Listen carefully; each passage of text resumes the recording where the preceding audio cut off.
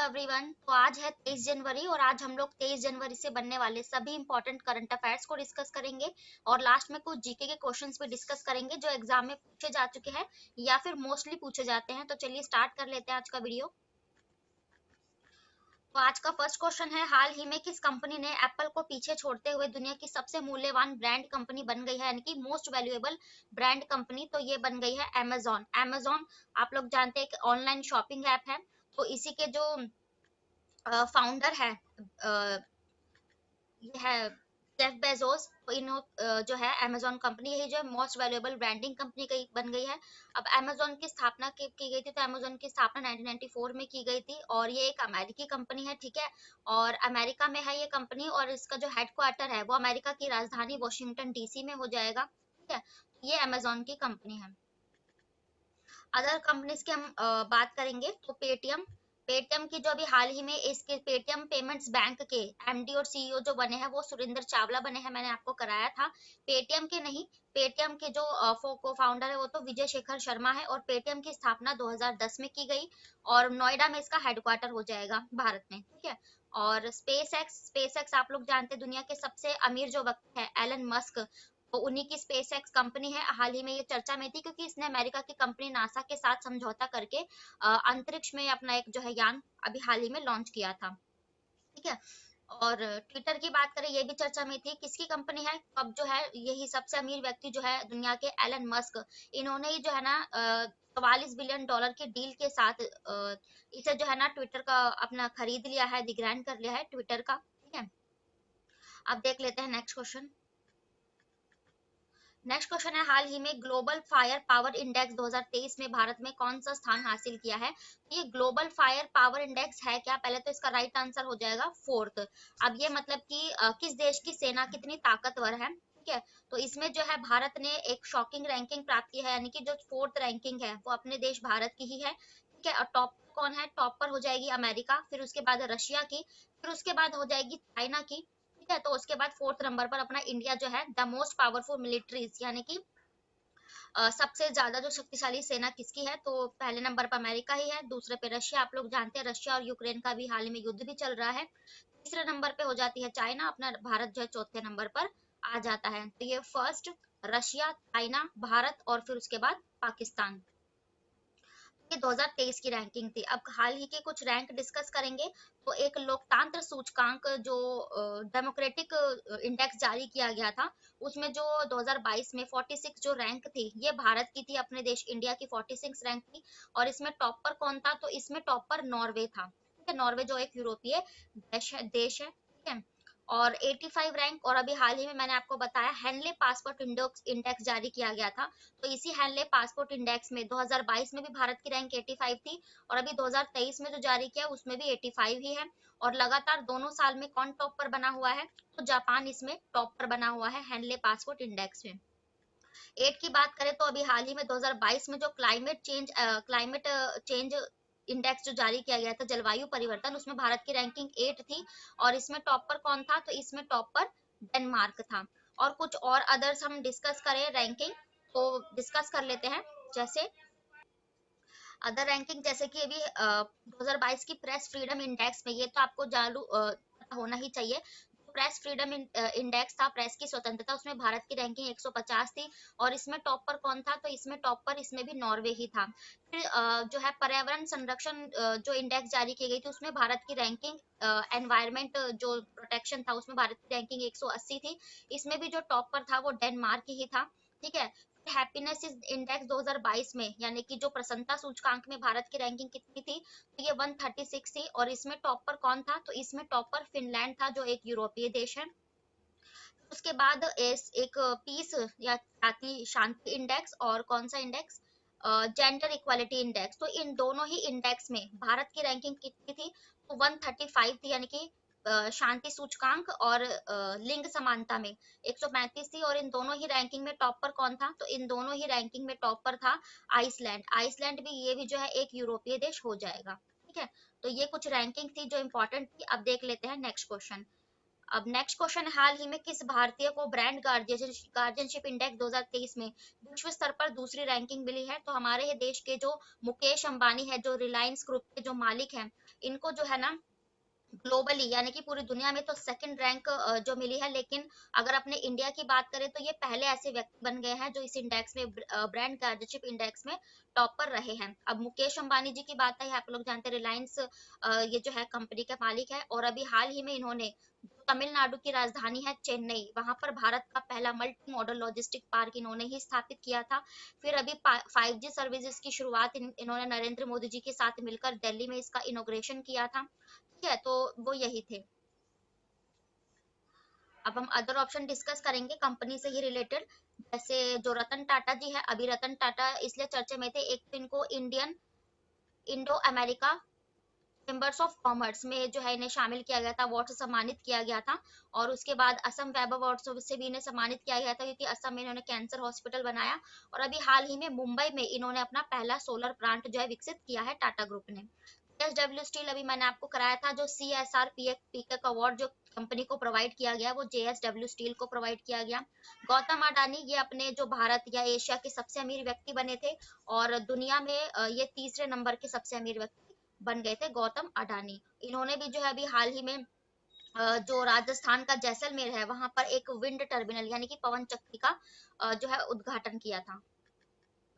अब next question है, हाल ही में भारत की ओर से अंतरराष्ट्रीय एक दिवसीय क्रिकेट में इतिहास में सबसे अधिक छक्के लगाने वाले बल्लेबाज कौन बन गए हैं? तो इसका राइट आंसर हो जाएगा रोहित शर्मा। जो वनडे क्रिकेट टेस्ट सीरीज होती है, तो उसमें रोहित शर्मा सबसे ज्यादा जो छक्के लगाने वाले हैं वो व्यक्ति बन गए हैं। ठीक है, और इनका नंबर किन के बाद आता है? तो पहले सचिन तेंदुलकर, फिर सनत जयसूर्या, ठीक है, और हैरिस गैले और आदम गिल, सौरव गांगुली, उसके बाद रोहित शर्मा का नाम अब जो है ना सबसे ज्यादा वनडे क्रिकेट में जो है लगाने पर नाम आ गया है रोहित शर्मा का। अदर ऑप्शंस भी खिलाड़ियों से रिलेट करके पढ़ेंगे। तो ये जो शुभमन गिल है, मैंने अभी हाल ही में कराया कि लगातार 3 छक्के लगाने वाले एक साथ, और सबसे जो शतक लगाने वाले सबसे युवा जो बन गए हैं, ठीक है, सबसे कम उम्र के, तो ये शुभमन गिल बने थे। नोवाक जोकोविच एक टेनिस प्लेयर है, और इन्होंने अभी हाल ही में अपने जो लाइफ का है 92 खिताब जो है अपने नाम किया है ऑस्ट्रेलिया ओपन खेलने से पहले। ईशान किशन भी अभी चर्चा में थे, क्योंकि ईशान किशन 1000 वर्ष में 1000 एक कैलेंडर वर्ष में 1000 रन बनाने वाले पहले व्यक्ति बने थे, जब T20 का जो है मैच चल रहा था। देख लेते हैं नेक्स्ट क्वेश्चन। नेक्स्ट क्वेश्चन है, विश्व आर्थिक मंच WEF द्वारा चौथी औद्योगिक क्रांति के लिए अपना केंद्र स्थापित करने के लिए किस शहर को चुना है? यानी कि वर्ल्ड इकोनॉमिक फोरम। तो वर्ल्ड इकोनॉमिक फोरम से क्वेश्चन मैं आपको 2 दिन से करा ही रही हूँ, तो ये हैदराबाद, हैदराबाद जो तेलंगाना की राजधानी है, इसी को जो है ना वर्ल्ड इकोनॉमिक फोरम ने अपने जो इंडस्ट्रियल रेवोल्यूशन यानी कि औद्योगिक क्रांति यानी कि उद्योगों को ज्यादा से ज्यादा प्रमोट करने के लिए हैदराबाद को चुन लिया है, जो तेलंगाना की राजधानी है। वर्ल्ड इकोनॉमिक फोरम की बात आई है, तो इसकी स्थापना कब हुई थी? इसकी स्थापना 1971 में की गई थी। हेडक्वार्टर की बात करें तो इसका हेडक्वार्टर स्विट्जरलैंड के दावोस में हो जाएगा। यहीं पर इसकी अभी एक मीटिंग भी हुई थी, और इसी ने भी हाल ही में एक ग्लोबल रिस्क रिपोर्ट भी जारी की थी, मैंने कराया था ये क्वेश्चन। तो ये वर्ल्ड इकोनॉमिक फोरम के बारे में हो गया। अब हम हैदराबाद के बारे में कुछ जानेंगे। तो तेलंगाना की राजधानी है, ठीक है, और इसी हैदराबाद में भी थोड़ा टाइम पहले पहला भारत का जो गोल्ड ATM स्थापित किया गया, हैदराबाद में किया गया। ठीक है, और ये तेलंगाना का एक रामप्पा टेम्पल आप याद रखोगे, क्योंकि ये रामप्पा टेबल जो 40 हमारे यूनेस्को में शामिल है धरोहर स्थल, उसमें 39th जो था ये तेलंगाना का ही था। ठीक है, और तेलंगाना हैदराबाद 2 जून को अपना स्थापना दिवस मनाता है, क्योंकि 2 जून 2014 को हैदराबाद जो है तेलंगाना एक राज्य बना था। तो ये हाल के और अदर फैक्ट थे इसके तेलंगाना के। अब हम अदर ऑप्शंस मीटिंग से ही रिलेट करके पढ़ेंगे। जैसे न्यू दिल्ली में अभी कौन सी मीटिंग? एक इंटरनेशनल सोलर अलायंस की मीटिंग, भारत और फ्रांस के बीच संबंध है, तो फ्रांस इसका उपाध्यक्ष और भारत जो है इसका अध्यक्ष है। फिर तिरुवनंतपुरम की बात करें, आप लोग जानते हैं G20 इस बार भारत होस्ट करने जा रहा है। उसकी जो हेल्थ हेल्थ इंडेक्स की जो बैठक हुई थी, वो केरल की राजधानी तिरुवनंतपुरम में हुई थी। और नई दिल्ली के मुख्यमंत्री कौन है? अरविंद केजरीवाल। केरला के हैं पिनरई विजयन। हैदराबाद जो है KCR है मुख्यमंत्री, है ना। और इंदौर की बात करें तो मोस्ट इम्पोर्टेंट अभी जो हमने 17वां प्रवासी दिवस मनाया है, तो ये हमने मध्य प्रदेश के इंदौर में बनाया। मध्य प्रदेश की राजधानी हो जाएगी भोपाल। मुख्यमंत्री है इसके शिवराज सिंह चौहान। अब देख लेते हैं नेक्स्ट क्वेश्चन। तो नेक्स्ट क्वेश्चन है, हाल ही में किस खिलाड़ी ने अंतरराष्ट्रीय क्रिकेट से संन्यास की घोषणा की है? तो ये एक हाशिमा अमला है और ये अफ्रीका से बिलोंग करते हैं। इन्होंने ही जो है ना अपने रिटायरमेंट कर दी है अनाउंस, ठीक है। और ये एक क्रिकेटर है हाशिम अमला, अफ्रीका से ये बिलोंग करते हैं। अब कुछ हम अफ्रीका मैप से डिस्कस करेंगे ताकि कुछ जीके कवर हो सके।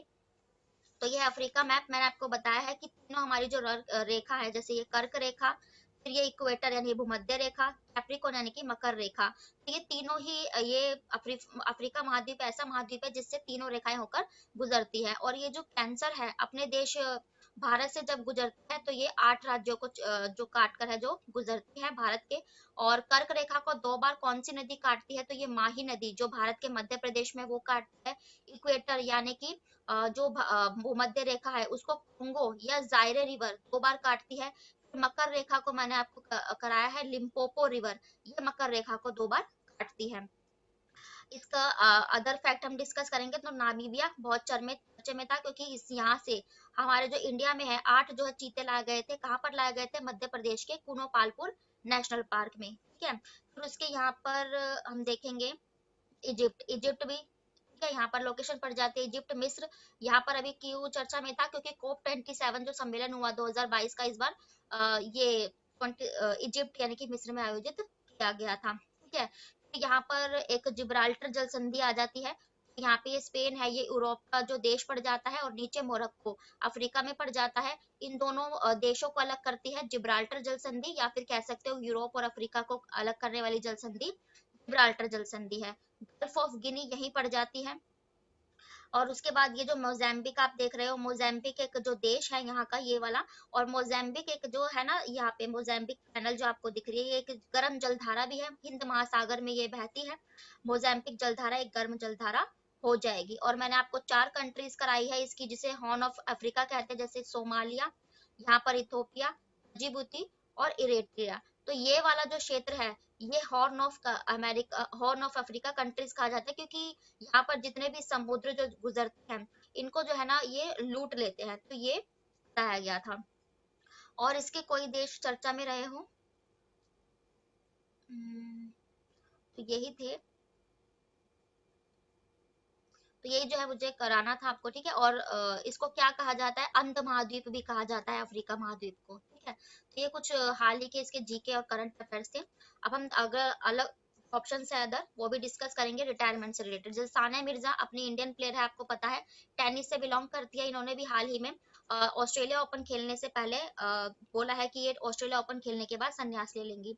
हुगो लॉरिस ये एक फ्रांस के जो है प्लेयर है, ये भी इन्होंने भी जो हाल ही में संन्यास की घोषणा की। सुरेश रैना ने भी जो है क्रिकेट के सभी प्रारूपों से संन्यास लिया, क्योंकि आईपीएल में इन्होंने इनको किसी ने भी खरीदा नहीं था, ठीक है। अब देख लेते हैं हम नेक्स्ट क्वेश्चन।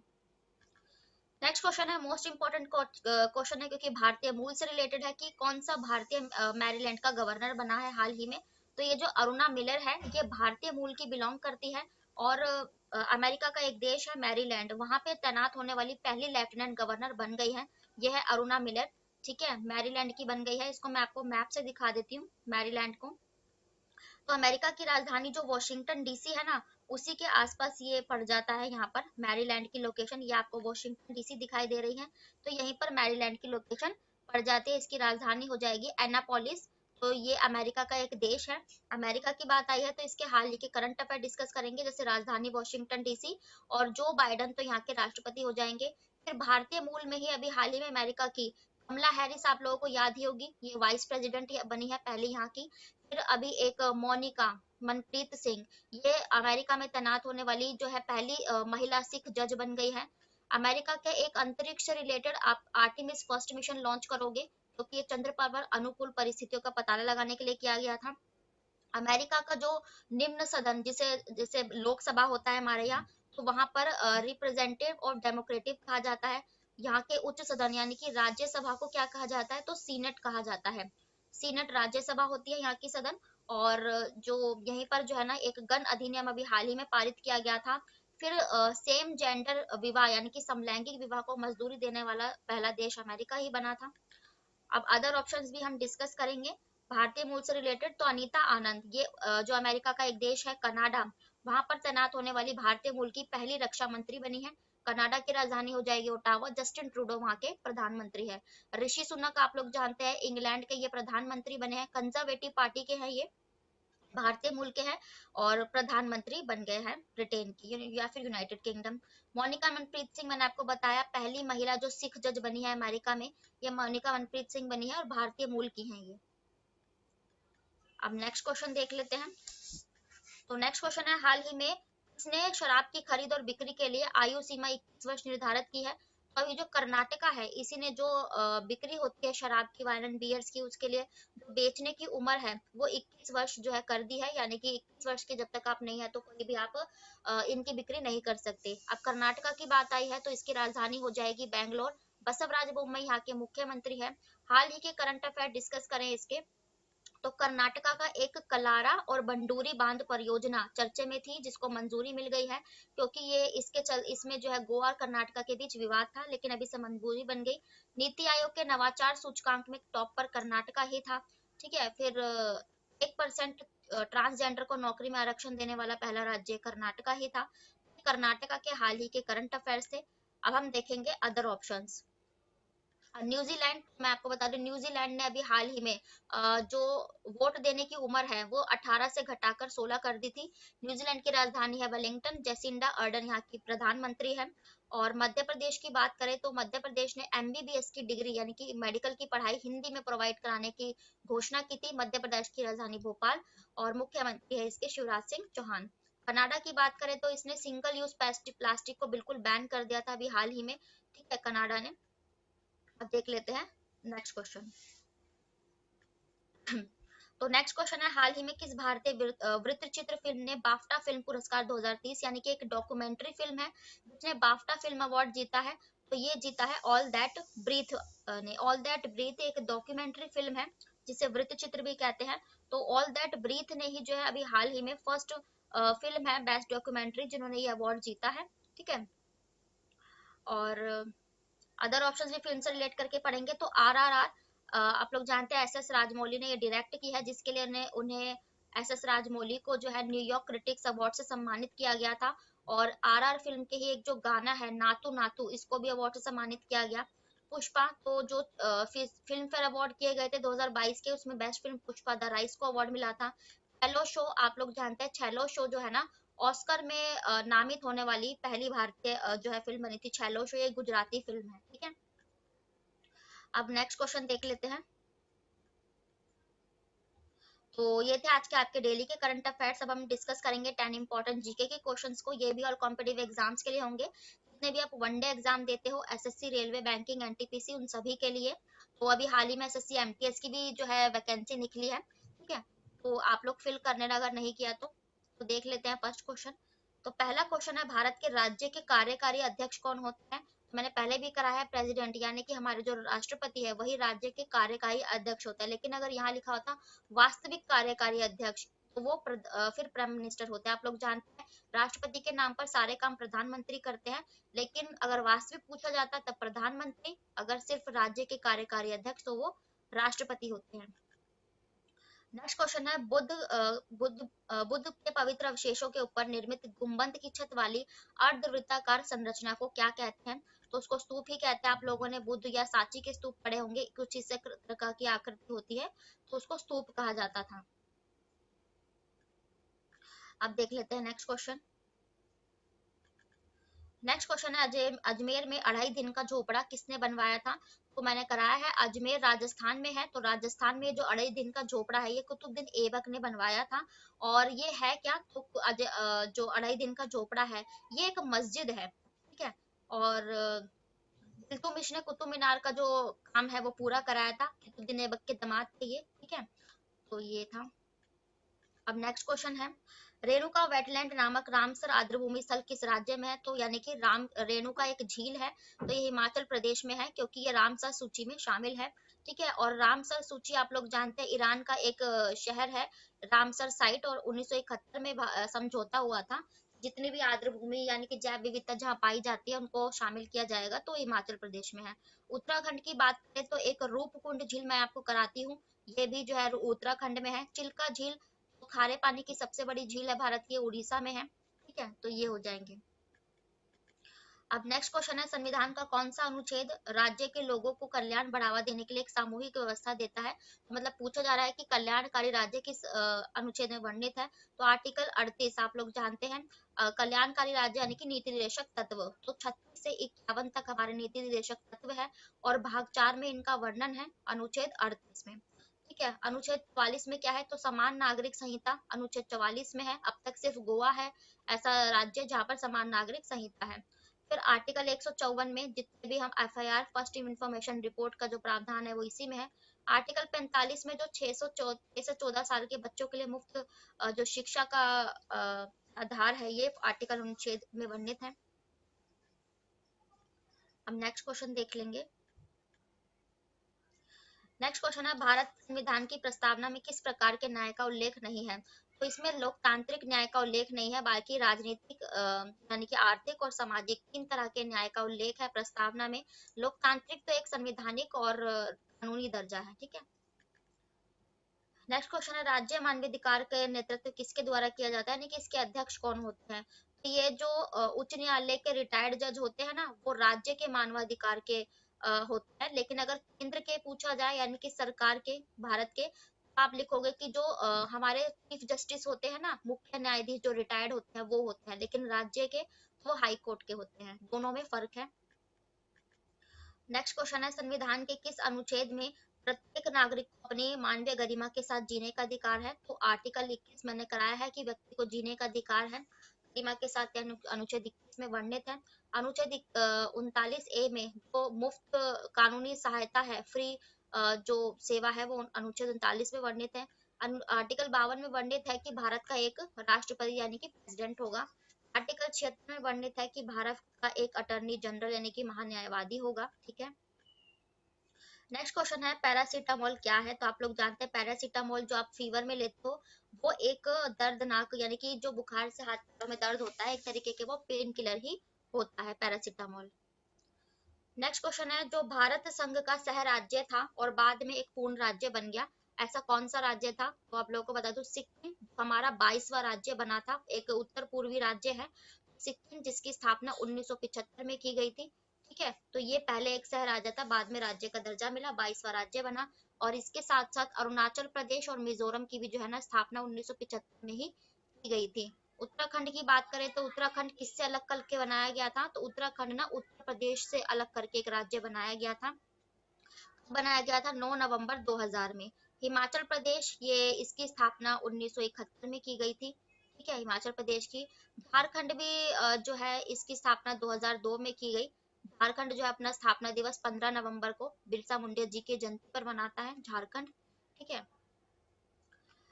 तो ये थे आज के आपके डेली के करंट अफेयर्स और स्टैटिक जीके के प्रश्न, और आई होप मैं जितने भी अदर फैक्ट या जीके बन सकते थे इन क्वेश्चन से सबको कवर किया है। वीडियो पसंद आए तो प्लीज लाइक करें, कोई कंजूसी ना करें, चैनल को सब्सक्राइब करें ताकि नोटिफिकेशन आप तक पहुंच सके। थैंक यू वेरी मच, फिर मिलते हैं ऐसे ही नेक्स्ट वीडियो के साथ, तब तक के लिए बाय, राधे राधे।